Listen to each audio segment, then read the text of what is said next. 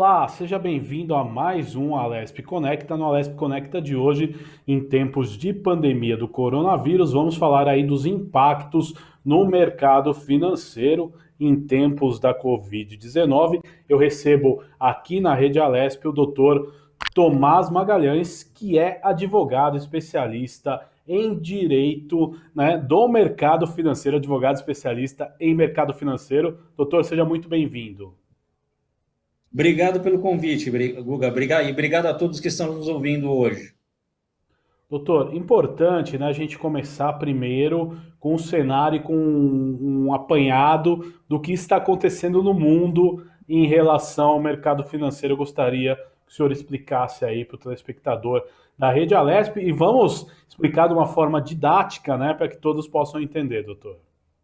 Claro, eu gosto de começar a explicação por esse momento que a gente está passando na nossa história, né, Guga? Eu gosto muito de estudar a história das crises financeiras que aconteceram no mundo. E a gente tem três grandes crises no último século que ocorreram no mundo, no mercado financeiro. Tá? Quando a gente fala crise financeira, o grande impacto é mercado de ações, bolsa de valores, mas isso acaba acarretando em impactos na economia real depois. Nós temos a crise de 29, né, o crash de Wall Street. Nós temos a crise dos anos 2000, que é a famosa bolha da internet, e nós temos também a crise de 2008, né, que é a quebra de Wall Street também, que é a crise do subprime, que todo mundo acompanhou e já está um pouco mais recente na história. Né? Para a gente ter uma equiparação, o crash de 29, para a Bolsa de Valores atingir o bottom line, né, atingir aquela curva final de desvalorização dos ativos ali negociados, demorou de 2 a 3 anos. Na crise dos anos 2000, essa desvalorização dos ativos negociados na Bolsa de Valores demorou algo em torno de um ano e meio. Um ano e meio. E na crise de 2008, um ano, tá, do subprime. Aqui aconteceu algo que a sociedade nunca tinha visto e que nos causa um grande susto, né? A bolsa de valores ela atingiu a mínima dela em uma semana, 2 semanas. Foi algo muito assustador para a economia real e o mercado financeiro. Existe uma expressão, né, que o mercado financeiro ele é regido pelo market feelings, pelo sentimento de mercado. Tem certas situações que o pânico de mercado é tão grande, tão forte, que causa quebras que afetam a economia real. A crise do Covid aconteceu isso. E aconteceu um fato que nunca tinha acontecido. Ocorreu uma mínima na Bolsa de Valores mundial em coisa de 2 semanas. Se a gente vê aqueles gráficos de evolução dos ativos negociados em bolsa, mas a gente vê uma queda vertiginosa nessa semana pós-Covid. Eu me uso um pouco como exemplo. E eu sou franco e eu faço uma meia-culpa até, né? Eu só fui ver que a coisa estava se agravando no carnaval. Por quê? Durante o carnaval, não esqueço, eu li um artigo onde mostraram dados de poluição da China no mês de janeiro. E a poluição na China no mês de janeiro, começo de fevereiro, diminuiu drasticamente. Né? Nasquelas regiões industriais da China, diminuiu drasticamente. Aquilo foi um alerta falando, poxa, a China parou. O que isso vai afetar a economia? E a China, nós não temos dados tão abertos, tão transparentes como nós temos nas economias ocidentais. A gente tem, isso foram dados de satélite que foram estudados. Viram que as regiões industriais em janeiro da China estava parada. A poluição da China tinha se dissipado. Foi a partir daí que a economia real falou, opa, eu acho que essa crise é pior do que a gente imaginava. Né? E foi a partir no carnaval, e é bem prático a gente ver isso, que as bolsas despencaram porque eles viram que a economia real ia parar, o mundo ia entrar em estado de quarentena. né? E o Brasil não foi exceção. Nós tivemos o feriado de carnaval, segunda, terça e quarta, onde não houve o famoso expediente bancário, né? E a negociação da bolsa, mas lá fora as bolsas derreteram.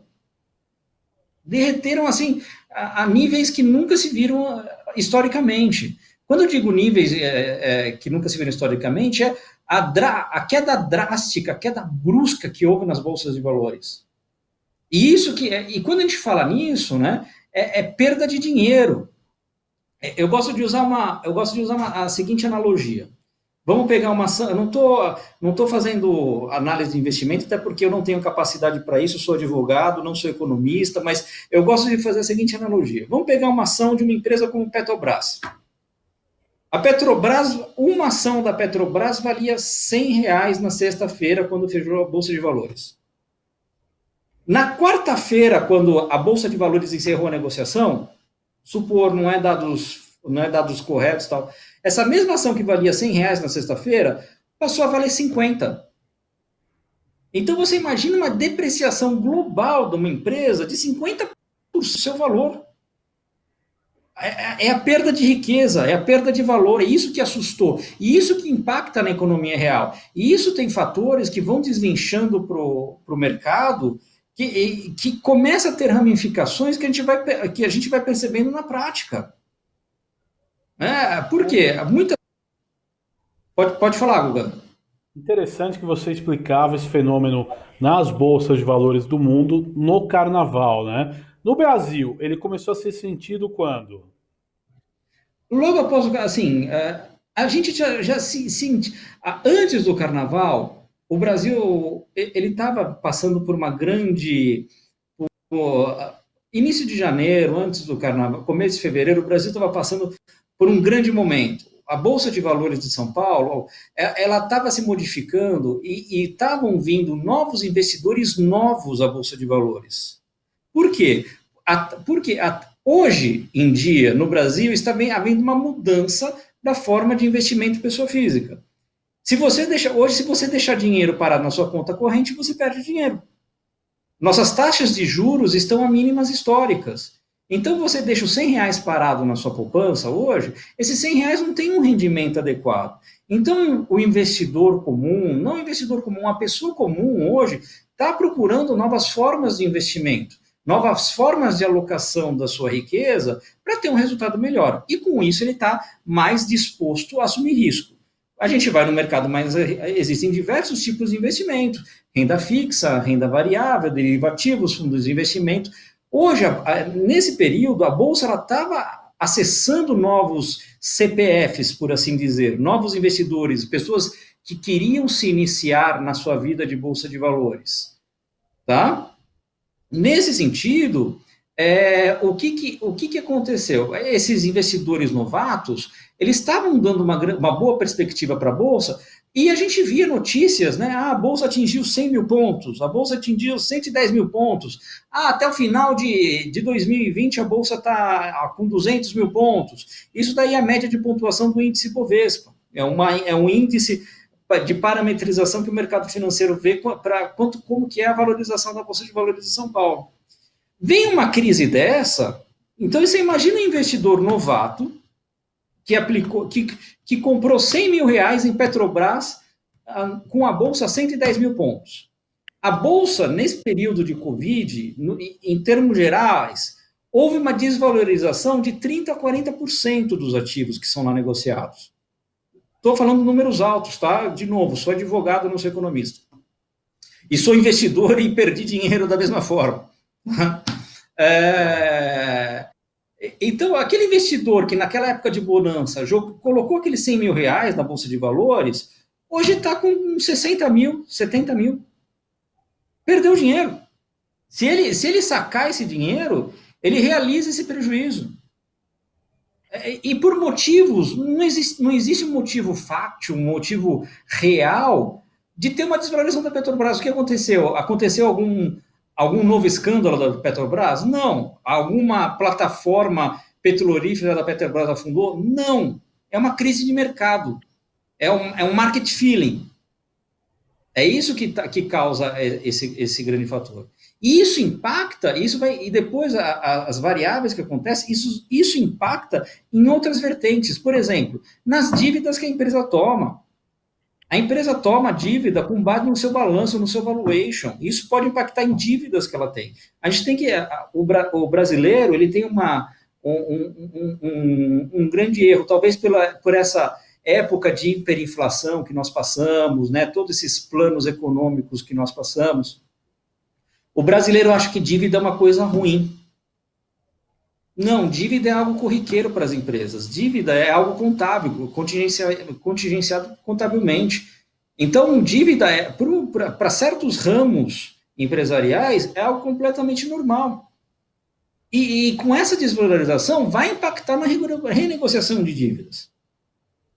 Isso vem impactando já, tá? Tanto que eu li, eu acho que ontem ou hoje, uma reportagem da Febraban que maio aumentou em 30% o número de renegociação de dívidas dos bancos, comparação. Maio de 2020 aumentou em 30% o número de renegociação de dívidas, em comparado com maio de 2019.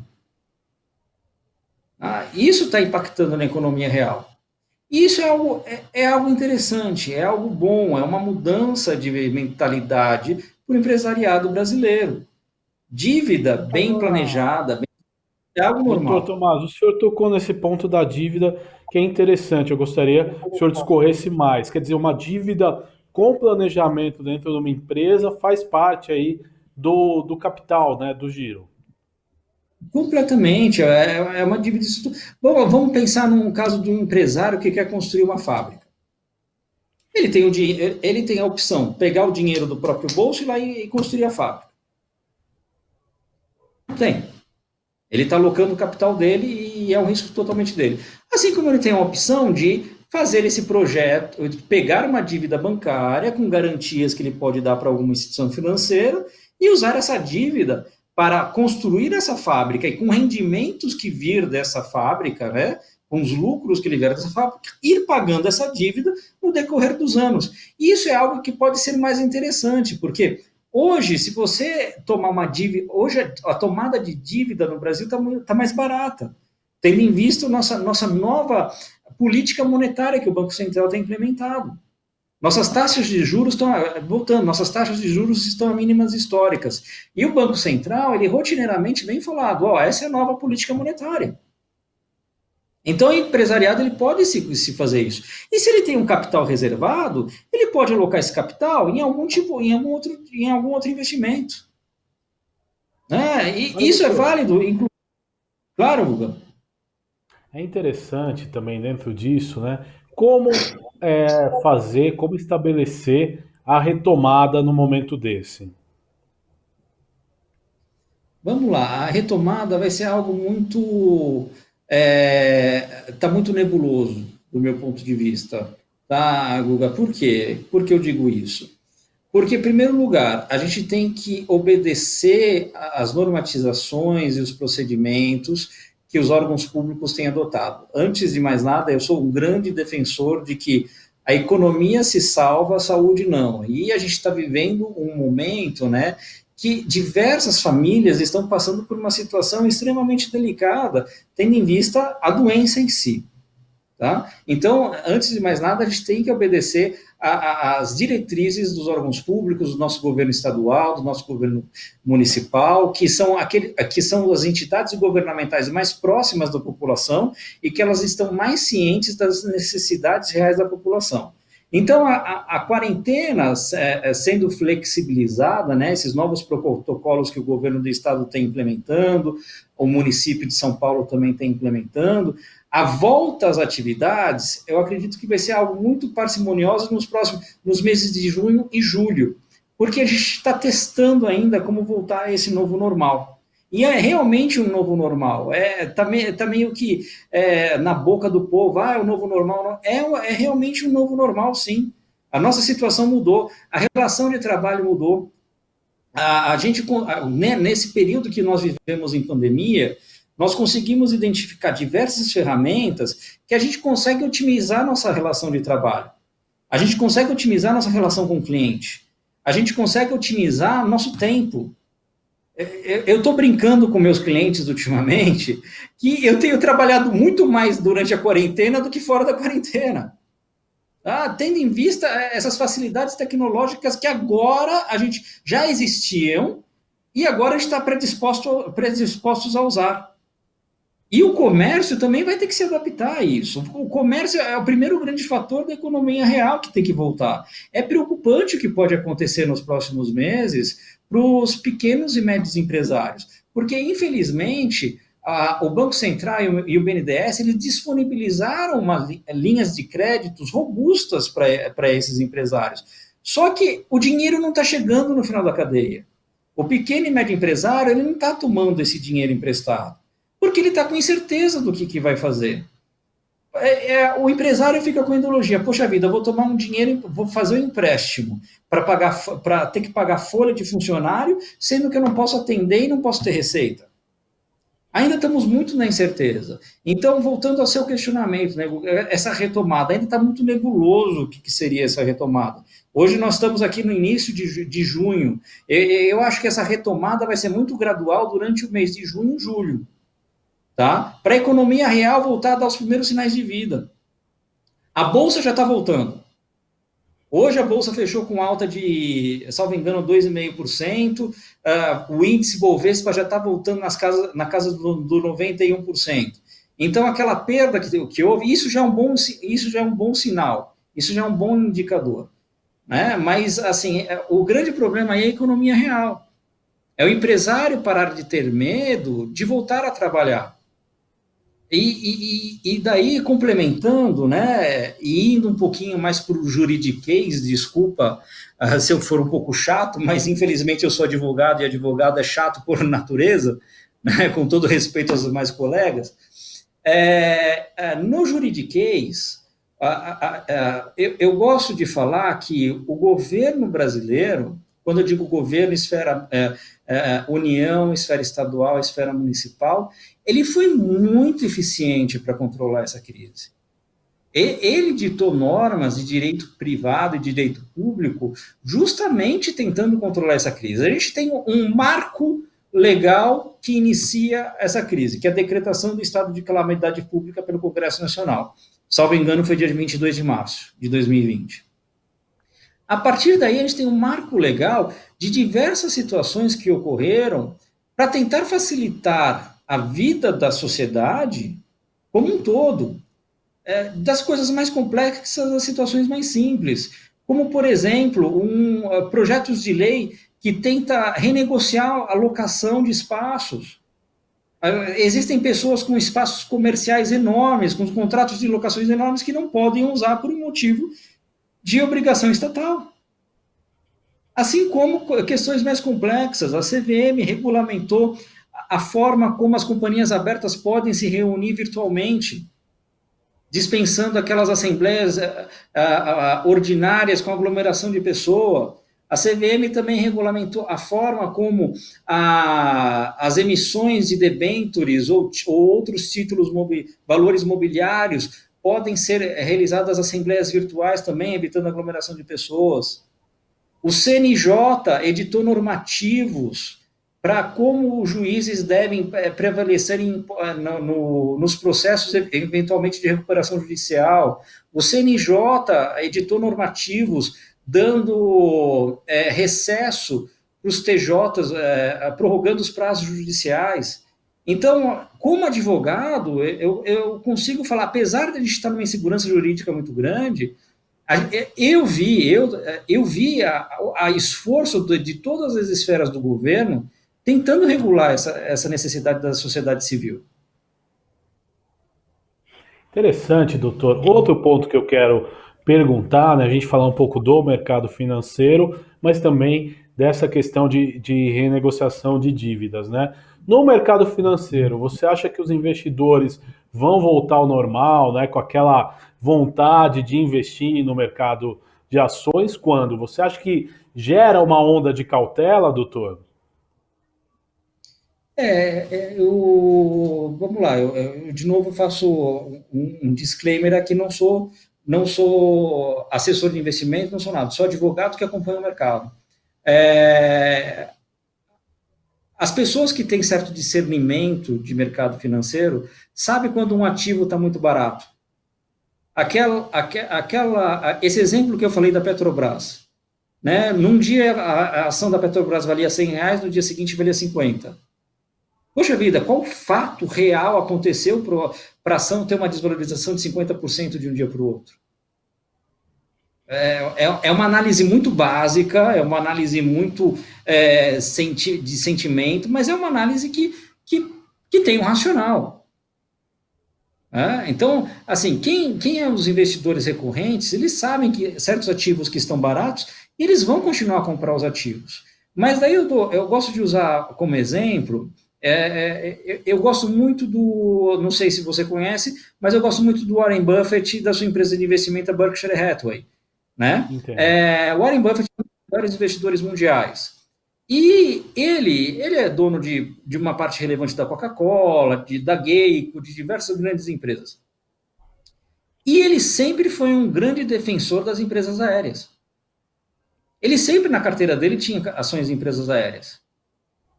Ele veio e anunciou, olha, no último relatório da Berkshire Hathaway, que foi, acho que, salvo engano, foi começo de maio, eu posso estar enganado, mas acho que foi começo de maio. Ele veio e anunciou para os investidores da Berkshire, olha, eu vendi todas as minhas participações em empresas aéreas, porque eu não sei o que vai acontecer com esse setor do mercado pós-Covid. A gente não sabe. A renda das empresas aéreas parou. Eu li uma reportagem também recente que a Disney estava com problema de caixa. A Disney, imaginem só, uma das empresas mais sólidas, com maior relevância de negociação. Por quê? E é coisa que a gente não imagina, né? Quais que são as principais receitas da Disney? Royalties, né, sobre os produtos que ela vende, cinemas e parques de diversão. Quer Então, dizer, lazer, entretenimento, né? duas pernas da receita da Disney não existiram por 2 meses. Então, são todos esses fatos que o Covid nos pega, né? E daí vai dar trabalho aos economistas para eles poderem analisar o que está acontecendo, o que vai acontecer nesse mundo real. Infelizmente, há uma previsão, há uma estimativa, né? O Banco Central ele tem uma estimativa de queda brusca do PIB neste ano e inclusive no próximo ano. Tá? Está havendo um aumento do nível de desemprego. A informalidade, houve um grande aumento do emprego informal também aqui no Brasil. Então, eu sinto dizer, mas e daí agora Tomás falando, que a retomada da economia vai ser muito nebulosa no mês de junho e julho ainda. Agosto, eu acredito que a gente começa a analisar uma certa normalidade do novo normal, por assim dizer. Um restaurante podendo reabrir restrições de uso, um shopping, um cinema podendo reabrir com uma restrição de uso, e vamos voltando à vida normal. Agora, no começo do programa, o senhor falava que ter dívidas, né, às vezes serve aí para o crescimento do negócio, faz parte da programação. Mas como o empresário, o comerciante, a pessoa física também em geral, que tem esse problema hoje, como ela deve renegociar, né? Porque às vezes se tornou aquela bola de neve, né? Ela esperava ter uma receita e essa receita foi cortada. A partir daí surgem dívidas inesperadas que não fazem parte do planejamento de ninguém, né? Claro, quando me perguntam isso, eu gosto de falar da seguinte maneira. Eu posso ser uma voz parcial quando eu falo isso, até porque meus clientes são instituições financeiras. Mas o brasileiro tem que aprender a saber que banco e instituição financeira não é bicho-papão. Ele está aqui para ajudar. Ele é um agente do mercado. E ele é um agente regulado pelo Banco Central. Então, a partir do momento que você tem uma dívida e você não tem a possibilidade de pagamento, você tem que renegociar, o primeiro ponto que você tem que fazer é falar com o seu banco que você precisa renegociar essa dívida. Antes de vencer. nós conseguimos nos planejar. A organização financeira é uma etapa muito importante da nossa vida pessoal. O, o, o ser humano médio, ele consegue se organizar financeiramente, ele consegue saber suas entradas e suas saídas. Então, quando você vê que uma dívida tomada, que seja cartão de crédito, juros especial, ou uma dívida de uma pequena empresa que tomou para reformar o seu empreendimento, que seja, você vê que aquela dívida está indo em caminhos que você não vai conseguir pagar, o primeiro ponto que você tem que falar é com o banco, tentar renegociar direto com o banco. O banco hoje ele está aberto à renegociação das dívidas. Esses dados que eu te falei da Febraban, houve um aumento de 30% no nível de renegociação de dívidas ordinárias, sem vencimento. Tá? Então, o primeiro ponto que você tem que ver é, poxa vida, não vou conseguir pagar, vai dar um problema com essa dívida, com essa parcela, eu vou me antecipar, eu vou ao banco conversar com ele. O banco está disposto a ouvir, o banco está disposto a conversar. Até porque ele sabe que no final do dia, se ele tiver que executar a dívida, executar a garantia, às vezes ele vai perder dinheiro. Vamos ser um pouco pragmático. O banco ele faz essa conta. Se ele for, às vezes, ter que executar uma garantia, ele pode perder dinheiro. Perde dinheiro com analista de crédito, perde dinheiro com consultor de investimento, perde dinheiro com advogado tendo que executar. Então, a renegociação é válida. E a gente está no momento de renegociação de dívidas. Inclusive, dívidas, às vezes, com juros mais caros, sendo que agora a nossa taxa de juros está mais baixa. Eu sou um grande defensor da negociação de boa-fé entre as partes. As partes tendo boa-fé na sua negociação, é válido essa renegociação. Agora, a partir do momento que você deixa vencer a dívida, está com 2, 3, 4 parcelas em atraso, você já começa a entrar num problema de fragilidade e credibilidade, que pode te impactar, inclusive, na tomada de outra dívida. Vamos pegar um exemplo. Vou dar um exemplo agora que me veio na cabeça. Você tem uma dívida com o banco X que você paga 10% de juros ao ano. E você está vendo que, poxa, a próxima parcela eu não vou conseguir pagar. Nada te impede, se você tiver crédito bom na praça, e já existem diversas ferramentas sendo implementadas pelo Banco Central para ter uma análise de crédito congruente entre as instituições financeiras, o Open Bank é uma dessas ferramentas que o Banco Central tem implementado nesse sentido, você pode muito bem ir numa instituição financeira B e tomar uma dívida a 6% ao ano e pré-pagar aquela dívida ao total. Aquela dívida que você ia pagar com juros mais altos, você pré-paga com uma dívida com juros mais baixos. Só que, de novo, é aquilo que eu estou te falando, aquilo que eu falo, você tem que se antecipar. Você não pode, infelizmente, queimar seu nome. Você não pode sujar o seu, como diz na praça, ter o nome sujo na praça. A partir do momento que você segue esse caminho, é um caminho muito sem volta, e é um caminho, às vezes, muito caro para voltar. Por isso que eu falo, se antecipem. Doutor Tomás, eu quero agradecer a sua participação nesse Alesp Conecta de hoje. Até uma próxima oportunidade, viu? Muito obrigado. Obrigado a todos. Este foi o Alesp Conecta de hoje. Nós falamos aí sobre retomada e o crescimento econômico, focado também no mercado financeiro. Você pode ver e rever este e outros programas em nosso canal no YouTube. Até nosso próximo encontro. Tchau!